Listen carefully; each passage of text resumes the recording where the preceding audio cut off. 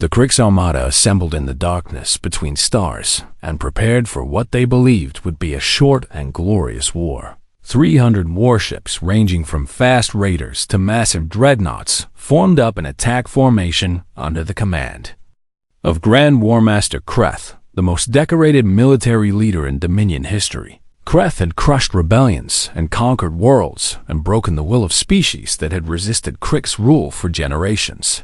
He had never known defeat, and he did not expect to learn what it felt like today. The humans had surprised his scouts with their speed and firepower at the battle for the Velith vessel, but that had been a minor engagement. Against a handful of raiders, this was different. This was the full might of the Krix war machine, and no species in galactic history had ever withstood its advance. The Armada entered jump space and traveled toward human territory with the confidence of predators who had never encountered anything that could challenge them. They emerged in the outer reaches of a human colony system, expecting to find civilian stations and perhaps a small defensive fleet. Instead, they found a wall of steel and fire that stretched across the void like a barrier between worlds. Admiral Junho Park had been preparing for this day since the moment Earth received Seiyun's distress call. He had known that humanity's first intervention in galactic affairs would draw hostile attention, and he had made sure that anyone who came looking for a fight would find more than they bargained for. The human fleet that faced the Krix Armada was not the third expeditionary force that had rescued the Whisper of Stars. This was the combined might of every battle group that Earth could muster from across human space. Over 2,000 warships crewed by men and women who had trained their entire lives for a moment exactly like this one. Commander Seiyun stood on the bridge of the Indomitable Spirit and watched the tactical display fill with red contact markers as the Krix fleet emerged from jump space. She had been offered a safe position aboard a medical ship, but she had refused. Captain Yoon had taken her on as a liaison officer and translator, even though the job was technically unnecessary since the human computers were perfectly capable of handling communications. But Seiyun had asked to be here, and Yoon had understood why she needed to see this. She needed to witness what happened when the Deathworlders finally stopped holding back. Grand Warmaster Kreth stared at the sensor readings and felt the first flicker of something he had not experienced in decades: doubt. The human fleet was far larger than any intelligence projection had predicted, and their ships radiated power signatures that made his own vessels look like toys. His officers were looking to him for orders, but for the first time in his long career, he did not know what to say. He had expected to sweep through human space like fire through dry grass, and instead he had stumbled into an inferno. But retreat was not in the Krix vocabulary. Kreth gave the order to attack, and his 300 ships surged forward to meet the enemy with weapons hot and shields at maximum. The humans did not wait for them to close the distance. The first salvo came from the human dreadnoughts, positioned at the center of their formation, and it traveled across the void faster than anything the Krix had ever seen. Missiles and energy beams and kinetic rounds that hit with the force of small asteroids tore through the front ranks of the Krix Armada like claws through flesh. Kreth watched a dozen of his ships vanish in the space between heartbeats and realized that he had made a terrible mistake. The battle devolved into chaos almost immediately. The Krix had spent 1,000 years developing tactics that relied on overwhelming force and psychological intimidation. Neither of those advantages meant anything against an enemy that hit harder and refused to be afraid. Human ships darted through the Krix formation with speed that should have been impossible for vessels of their size, and their weapons never seemed to stop firing. Every Krix captain who tried to concentrate fire on a single target found themselves attacked from multiple directions by enemies who seemed to anticipate their every move. Kreth tried to rally his forces, but his command ship was targeted by a coordinated strike from 6 human cruisers, and he barely survived the first exchange. By the time he restored power to his shields, a third of his armada was already gone. Aboard the indomitable spirit, Captain Yoon directed the battle with a calm that Se-yoon found almost terrifying. She gave orders in a steady voice that never wavered, and her crew responded with a precision that made the whole ship feel like a single living organism. Se-yoon watched the tactical display and saw the Krik's formation crumble under the relentless human assault, and she understood something that she had not fully grasped until this moment. The humans had been holding back. Everything the galaxy had feared about the Deathworlders was true, but the fear had been focused on the wrong thing. The galaxy had worried about what humans might do if they were unleashed. They should have been grateful that humans had chosen to be gentle for so long. The battle lasted less than 3 hours. When it was over, the Krik's armada had been reduced to scattered debris and escape pods floating in the void. Grand War Master Kreth was dead, and his flagship was a molten ruin, and the Dominion's military power had been broken so thoroughly that it would take them a century to recover. The human fleet had lost less than 50 ships. Se-yoon stood beside Captain Yoon as the final reports came in and tried to find words for what she was feeling. Yoon looked at her and asked what she thought would happen now. Se-yoon considered the question carefully before answering. She said that the galaxy would never be the same, and that some species would embrace humanity while others would fear them even more than before. She said that the Concord would have to make a choice about whether to treat humans as enemies or allies, and that choice would shape the future of every civilization in known space. But she also said that for the first time in her life, she believed the future might actually be better than the past, because the Deathworlders had awakened, and they had chosen to be protectors. They had come when a stranger called for help, and they had fought and bled for people they had never met, and they had asked for nothing in return except the chance to be friends. That was not the behavior of monsters. That was the behavior of heroes. Yoon smiled and said that she hoped the galaxy would see it that way too. Then she looked out at the stars that were now filled with possibilities that had not existed before today, and said that either way humanity was finally where it belonged, among the stars, ready to help, ready to protect, ready to show the galaxy what humans could do when they fought for something worth believing in. Se-yoon looked at the stars beside her and knew that she would spend the rest of her life telling this story to anyone who would listen. The story of the day an alien's SOS awakened the Deathworlders' Deadliest Armada, and the galaxy changed forever. The news spread across the Galactic Concord faster than light itself. A Velith science vessel had broadcast a distress call on forbidden frequencies, and the humans had responded. The Deathworlders had left their containment zone for the first time in 3 centuries, and they had announced their presence by annihilating a Krik's raider fleet in less than a quarter hour. Emergency sessions were called on every major world, and the delegates to the Grand Assembly traveled to the capital station with a sense of dread that permeated every conversation. The humans were coming, and no one knew what would happen next. Ambassador Tyvan of the Velith stood before the Grand Assembly and felt the weight of 1,000 eyes upon her. She was old by her people's standards and had seen many crises come and go in her long career, but nothing had prepared her for this moment. The assembly hall was filled to capacity with representatives from every member species of the Concord, and the tension in the air was thick enough to taste. Tyvan had reviewed the recordings from the Whisper of Stars and the testimony of the survivors, including her own niece, Se-yoon. She knew things about the humans that the rest of the assembly did not, and she was about to share them whether they wanted to hear it or not.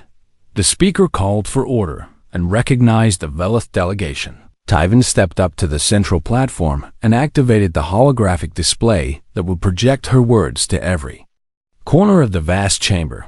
She began by acknowledging the fear that gripped the assembly. She said that yes, the humans had broken containment, and yes, they had demonstrated military capabilities that exceeded the most pessimistic projections of the Defense Council.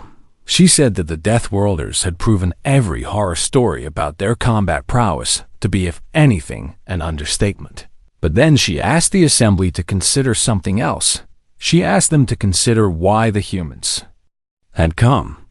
They had not emerged from their territory to conquer, or to raid, or to stake a claim on Concord space. They had come because a stranger had asked for help. Tyven displayed the recording of Seiyun's distress call and let the assembly hear the desperation in her niece's voice. Then she displayed the recordings from the rescue operation and let them see what the humans had actually done when they arrived. The delegates watched in silence as human soldiers carried wounded Velith through shattered corridors with a gentleness that seemed impossible for creatures of their size and strength. They watched human medics treat alien injuries with equipment they had improvised on the spot because they had no idea what Velith physiology required.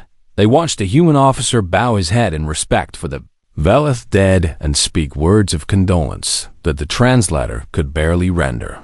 And they watched Seiyun, a sworn officer of the Velith exploratory corps, look up at her human rescuer and whisper words of gratitude that came from the depths of her soul. Tyven asked the assembly if those were the actions of monsters. She asked if those were the actions of a species that deserved to be feared and contained and treated like dangerous animals, or were those the actions of a people who simply wanted to be good neighbors in a galaxy that had refused to give them a chance. The silence that followed her words stretched on for what felt like an eternity. Then the Cricks ambassador rose to speak, and everything changed. The Cricks were not members of the Concord by choice. They were members because the alternative was war, and even the Cricks knew they could not fight the entire galaxy at once. Their ambassador was a scarred veteran of a dozen campaigns, and his voice dripped with contempt as he addressed the assembly. He called the humans a threat to galactic order and demanded that the Concord mobilize its combined fleets to push them back into their containment zone. He called the Velith survivors traitors who had endangered every species in known space by inviting the Deathworlders out of their cage. And he announced that the Cricks Dominion would not wait for the Concord to act. He declared that Cricks war fleets were already assembling for a punitive expedition against human territory, and that any species that stood in their way would be treated as an enemy of the Dominion. The assembly erupted into chaos. Delegates shouted over each other, and accusations flew across the chamber, and for a moment, it seemed like the Concord itself might tear apart under the strain. But then something unexpected happened. The representative of these in the small species that had been bullied by the Cricks for centuries rose to speak. She said that her people had been waiting for someone to stand up to the Dominion for as long as anyone could remember. She said that the humans had done what no other species had been willing to do, and that her people would not condemn them for it. One by one, other small delegations joined her. The Vreen and Malari and the Kethan and a dozen others who had never dared to speak against the Cricks suddenly found their voices. They did not call the humans heroes exactly, but they made it clear that they did not consider them enemies either. The Cricks ambassador stormed out of the assembly with his delegation, and the remaining delegates knew that war was now inevitable. But for the first time in living memory, that galaxy was not united in fear of the Deathworlders. Some of them were starting to wonder if humanity might be exactly what the Concord needed. And somewhere in human space, Admiral Junho Park received word that the Cricks Dominion had declared them enemies, and smiled a cold, hard smile. He had been waiting for this moment his entire career. The humans had tried to be peaceful, and they had tried to be patient, and they had tried to reach out to a galaxy that wanted nothing to do with them now. Someone had finally given them permission to stop being polite. The full might of Earth's military was about to wake up, and the Cricks had no idea what they had unleashed. The Cricks War Master aboard the lead destroyer watched the strange alien ships emerge from some kind of spatial distortion and felt nothing but contempt. His species had ruled their sector of space for 1,000 years through simple mathematics. The strong devoured the weak, and the Cricks were always the strongest. These newcomers were unknown, which made them interesting. but they were also outnumbered, which made them prey. When the transmission came, demanding that his fleet withdraw, the War Master actually laughed. The translator had done its best to convey the message, but the words were meaningless noise to him. No species gave orders to the Crix. No species threatened the Crix and lived to regret it. He gave the command to open fire and leaned back in his command chair to watch the slaughter. 11 minutes later, the War Master was dead, and his fleet was scattered across the void in pieces. So small they would never be identified. Commander Seiyun had been drifting in and out of consciousness when the battle began. She heard the first explosions through the hull of the Whisper of Stars and assumed the Crix had returned to finish them off. She made peace with her death and closed her eyes and waited for the final blast that would end her suffering. But the blast never came. Instead, she heard sounds she could not identify at first, until she realized they were weapons fire of a kind she had never encountered before. The Crix plasma cannons made a distinctive whine when they discharged, but these weapons roared like thunder and crackled like lightning storms. The battle seemed to go on forever, even though she would later learn it lasted less than a quarter of an hour. She heard Crix ships dying, and she heard the screaming of their engines as they tried to flee, and she heard the relentless pounding of human weapons cutting them down without mercy. And then there was silence. Seiyun opened her eyes and looked at the emergency sensors that were still functioning and saw something that made her heart stop. The 12 Crix destroyers were gone. In their place were 47 unknown vessels of human design arranged in a protective formation around her dying ship.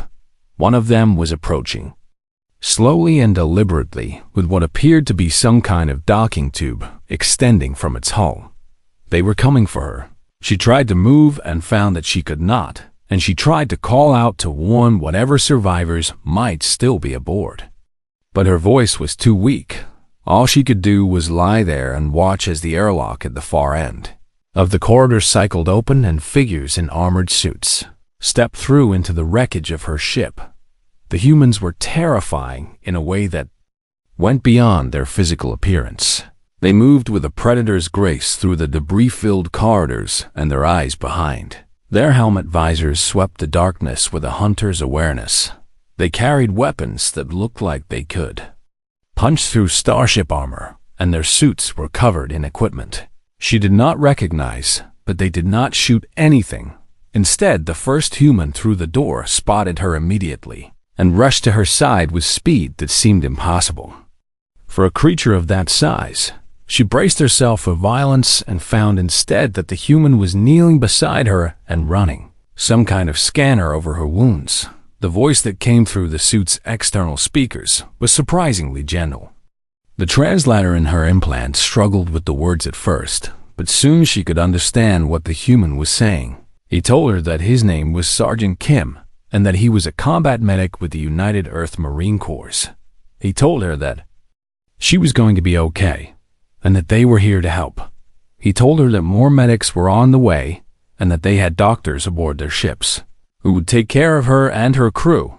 Seiyun tried to respond, but all that came out was a weak croak that might have been words in some language. Sergeant Kim seemed to understand anyway, because he nodded and squeezed her hand in a gesture that was clearly meant to be comforting. More humans entered the ship and spread out through the corridors, calling out to each other when they found survivors. Seiyun watched them work and felt her understanding of the universe shift beneath her like sand. These were not the monsters from the stories. These were soldiers, yes, and they had just annihilated a Crix raider fleet with casual efficiency that would give the Concord nightmares for generations. But they were also gentle. She watched a massive human marine lift one of her wounded crewmates as carefully as if he were handling something infinitely precious. She watched another human kneel beside the body of a Velith who had not survived and bow her head in what was clearly a gesture of respect.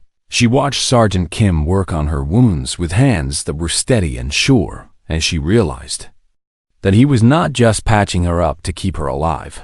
He was treating her as if she mattered, as if her life had value to him even Though they had never met and came from species that had been strangers until today, a human officer entered the communications deck and surveyed the damage with eyes that held something. Seyun recognized immediately grief. He looked at the dead, and his expression tightened, and he said something to his translator that came through as words of sorrow. He was sorry that they had not arrived sooner. He was sorry that they had lost so many. He promised that the ones responsible had paid for what they did, and that no more harm would come to the survivors. Seyun felt something break inside her and realized that she was crying. The tears streamed down her face and mixed with the blood from her wounds, and she did not have the strength to wipe them away. Sergeant Kim noticed and said something in his own language that the translator rendered as an expression of comfort. He told her that it was okay to cry, and that she had been through something terrible, and that no one would judge her for showing emotion. The Velith did not cry the way humans did, but the sentiment was clear. These Deathworlders, who were supposed to be the most dangerous species in the galaxy, were treating her with more kindness than the Concord had ever shown her own people. She looked up at Sergeant Kim and managed to whisper the only words that mattered. "Thank you." The human smiled behind his visor and told her that she was welcome. Then he told her to rest because they had a long journey ahead of them and she was going to need her strength. As unconsciousness claimed her again, Seyun felt something she had not felt since the attack began. Hope. Commander Seyun pressed her trembling hand against the gash in her side and watched the blood seep through her fingers in a shade of violet that looked almost black under the emergency lighting. The whisper of stars was dying around her, and she could feel it in the way the deck plates groaned, and the life support systems wheezed like a creature taking its final breaths. 3 hours ago, they had been a proud science vessel of the Velith Exploratory Corps, conducting routine surveys of an unclaimed nebula at the edge of known space. Now they were attuned, drifting through the void with half their crew dead, and the other half wishing they were. The Cricks had come without warning, as they always did. Their raiders had emerged from behind a dense asteroid cluster and opened fire before Captain Ven could even raise the shields. Seyun remembered the screaming and the explosions and the horrible sound of the hull being torn apart by plasma fire. She remembered watching Captain Ven get sucked into the vacuum when the bridge viewport shattered, and she remembered the terrible silence that followed when the Cricks finally stopped shooting and moved on to easier prey. But they would be back. The Cricks never left survivors who could identify their ships and report their hunting grounds to the Galactic Concord. Seyun dragged herself across the ruined communications deck and pulled herself into the only chair that was still attached to the floor. Around her, the bodies of her friends lay still and cold, and she forced herself not to look at them because if she did, she would break down completely. She had maybe 2 hours before the Cricks returned to finish the job. The nearest Concord patrol was at least 6 hours away. Even if she could reach them, and she had already tried, the long-range communications array was functioning on backup power, but every frequency she tried was met with static or automated responses telling her to hold for the next available dispatcher. She was going to die out here in the dark, and no one would ever know what happened to the Whisper of Stars unless she did something unthinkable. Seyun stared at the communications console and felt her heart racing in her chest as she considered the option that every spacefaring species was taught to never ever consider: the forbidden frequencies the human bans for 300 years. The Galactic Concord had maintained a policy of absolute isolation when it came to Earth and its inhabitants. Humanity had been classified as a Category 9 Deathworld species, which meant they were considered too dangerous and too unpredictable for contact with civilized space. The humans came from a planet where the gravity was crushing and the atmosphere was corrosive, and the native life forms spent every moment trying to kill each other in increasingly creative ways. They had evolved to be apex predators on a world that would kill any other sentient species within hours, and they had developed technology at a rate that terrified every intelligence analyst in the Concorde. The official policy was containment. Automated stations monitored human communications and tracked their expansion into nearby star systems, but no contact was ever made. And no response was ever given to the signals humanity had been broadcasting into space for centuries. The humans knew they were not alone.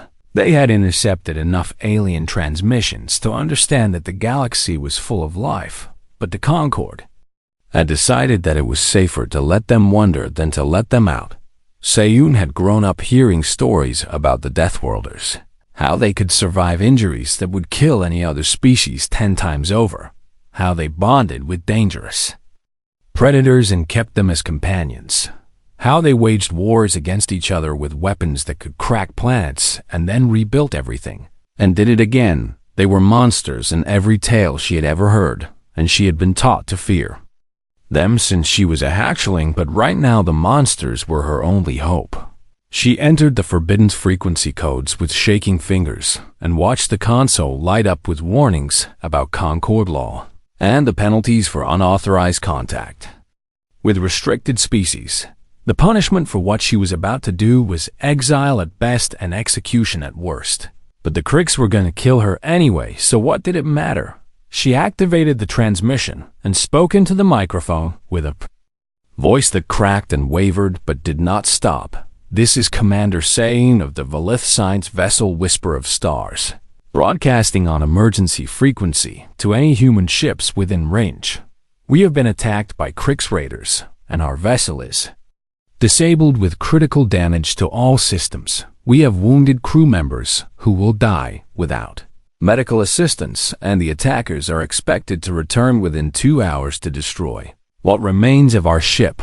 I know that my people have never spoken to yours, and I know that you have been told nothing about us except that we fear you, but I am asking for your help anyway, because I do not want to die out here alone, and I do not want my crew to die when there might be someone close enough to save them.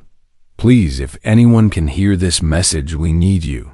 She repeated the transmission 6 times before she ran out of strength and slumped back in her chair. The console showed that the signal had been sent, but there was no way to know if anyone had received it or if they would care enough to respond.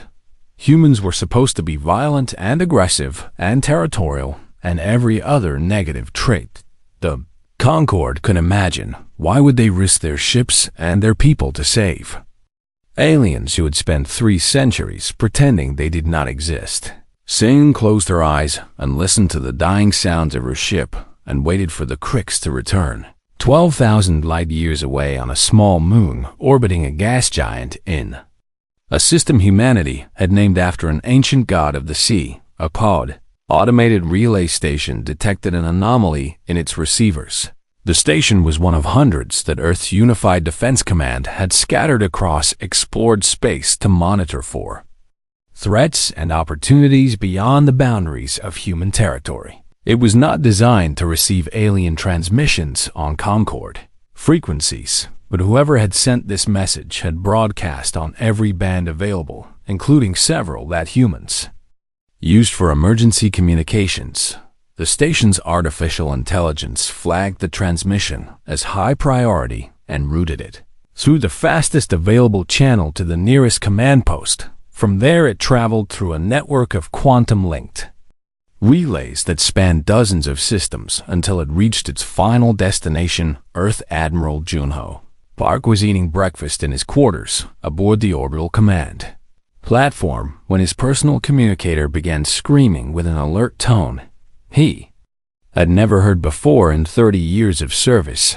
He read the decoded transmission 3 times before he believed what he was seeing. Aliens were real, and they were asking humanity for help. The Admiral set down his coffee and reached for the emergency line that connected him directly to the offices of every military and political leader on the planet. He did not know what would happen next, but he knew one thing with absolute certainty. Humans did not ignore a cry for help. Not ever. The emergency session of Earth's Unified Command Council lasted exactly 47 minutes, which was the fastest any decision of this magnitude had ever been made in human history. Admiral Junho Park stood at the head of the holographic display table and watched the faces of presidents and prime ministers and generals as they absorbed reality of what they were seeing. First contact with an alien civilization had finally happened, and it had come in the form of a desperate plea from a dying ship. The debate was surprisingly short. There were voices urging caution who pointed out that this could be a trap designed to lure human ships into an ambush. There were others who questioned whether humanity should reveal its full military capabilities to species that had apparently been watching them from the shadows for centuries. But in the end, it was President Chun who spoke the words that settled the matter once and for all. She said that if humanity ignored this call for help, then they did not deserve to call themselves a civilized species. She said that the measure of any society was how it treated those who could offer nothing in return. And she said that those aliens out there were going to learn exactly what kind of people humans really were. The order went out within the hour. The 3rd Expeditionary Fleet was to mobilize immediately and proceed to the coordinates specified in the distress call at maximum speed. They were authorized to use whatever force was necessary to neutralize any hostile vessels and render assistance to the survivors. They were to make first contact on behalf of all humanity, and they were to do it right. Captain Mira Yoon received her orders while conducting a routine training exercise in the asteroid belt of the Kepler 442 system. She read the mission briefing 3 times and then called her senior officers to the ready room of the U.S. Indomitable Spirit. The faces around the table showed a mixture of excitement and disbelief, and something that looked very much like fear. Lieutenant Commander Azan asked if this was real, and Captain Yoon told him that it was as real as anything could be. Chief Engineer Tanaka wanted to know what they knew about the hostile forces, and Captain Yoon admitted that the answer was almost nothing. Dr. Reyes asked what medical preparations should be made for alien casualties, and Captain Yoon told her to prepare for everything because they had no idea what they would find. The fleet assembled in record time.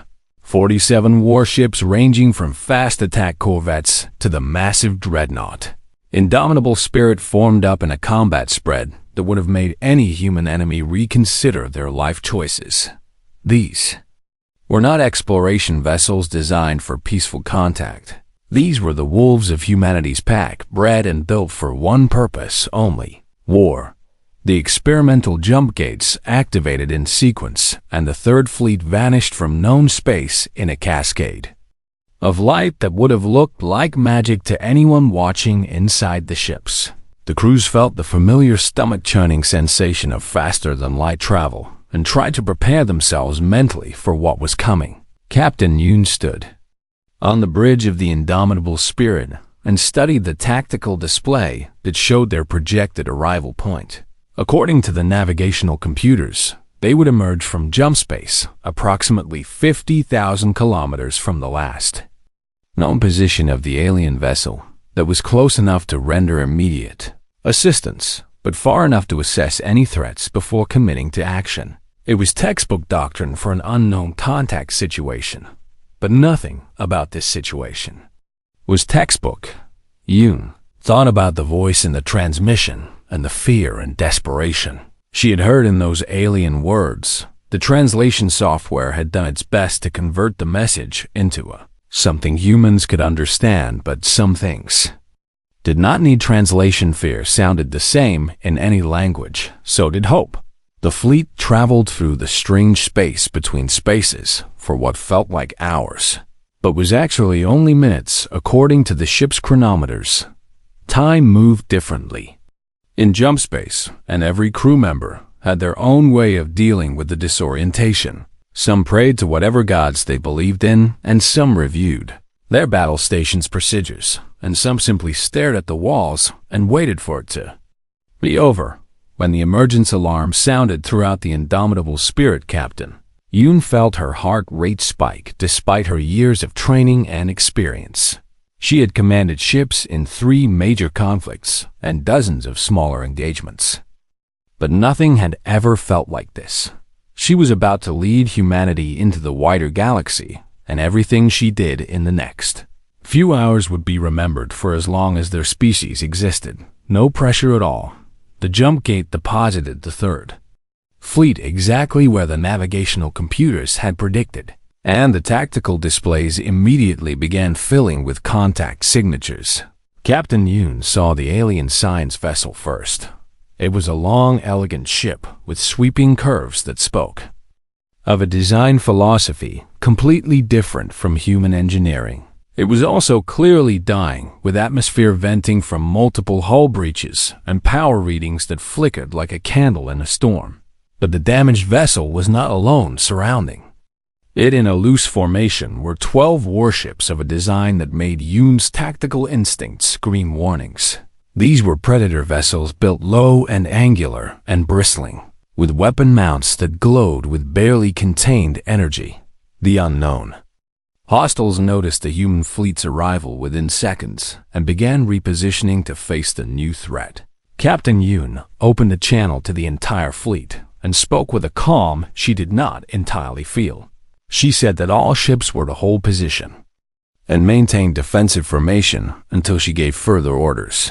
She said that the first priority was the rescue of survivors from the alien vessel, and the second priority was the neutralization of any hostiles that attempted to interfere with that rescue.